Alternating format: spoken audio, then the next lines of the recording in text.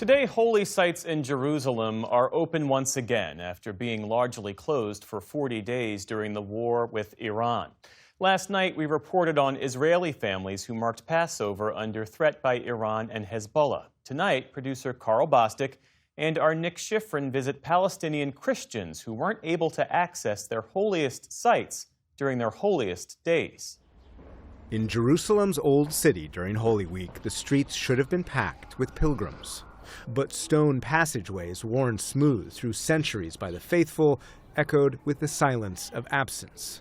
And on Good Friday, the path that marks Jesus' final steps, Via Dolorosa, the way of the cross, stood mostly empty, a casualty of war. What a sad day today for Jerusalem. The Israeli authority forbid us to have the way of the cross and to pray in the station of cross. Jesus put his hand while he was carrying the cross. Rafi Gattas is an official at the Catholic St. James Church, but also works as a tour guide.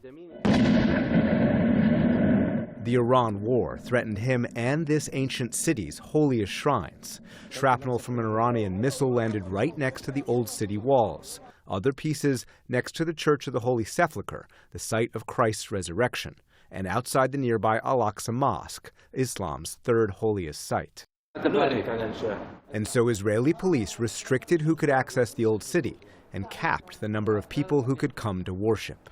2,000 years ago, Jesus on this same day was carrying his cross, walking here through these streets of the old city of Jerusalem, the holy city, carrying the cross and walking alone.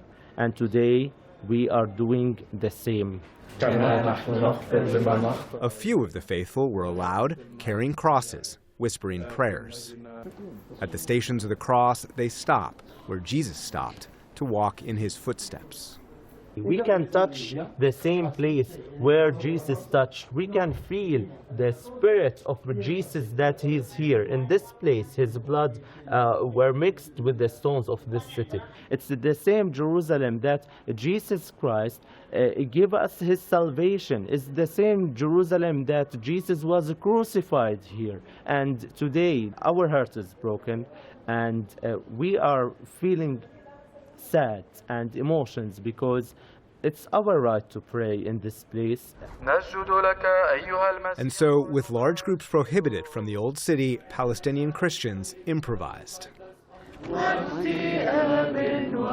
In East Jerusalem, Palestinians recreated the Stations of the Cross where Jesus took his final steps. This is Beit Hanina, part of Jerusalem captured by Israel in 1967. Many of the residents here are known as Jerusalemites. Their multiple identities born from their being from this city, Christian and Palestinian.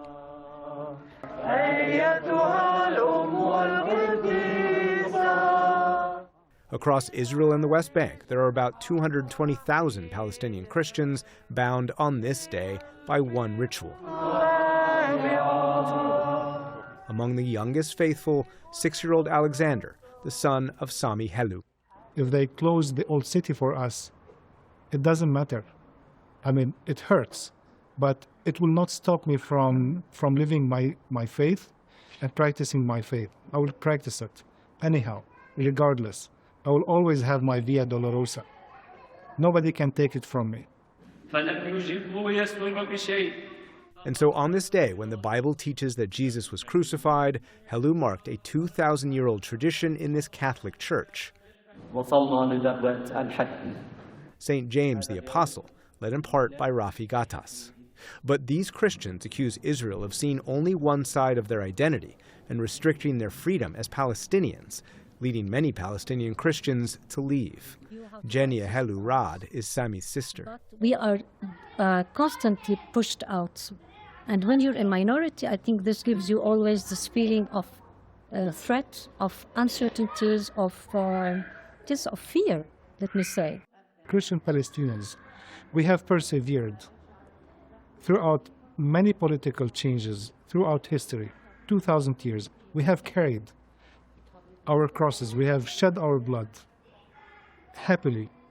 However, in these days, you are being treated as Palestinians, so it doesn't matter. 2 settimane. And yet, during these holy days, their main message echoes Pope Leo's call for peace, including in Iran. Only through a return to negotiation can an end to the war be achieved. War has never came out with any good outcome. Iranian, Gazan, Jewish, everybody has parents and children or families that love them. So people just die for nothing. Everybody loses. Everybody loses. Nobody wins out of the war. Holy days during war can be a test of faith, and so they struggle to preserve their traditions, to keep and nurture that faith. For the PBS News Hour, I'm Nick Schiffer.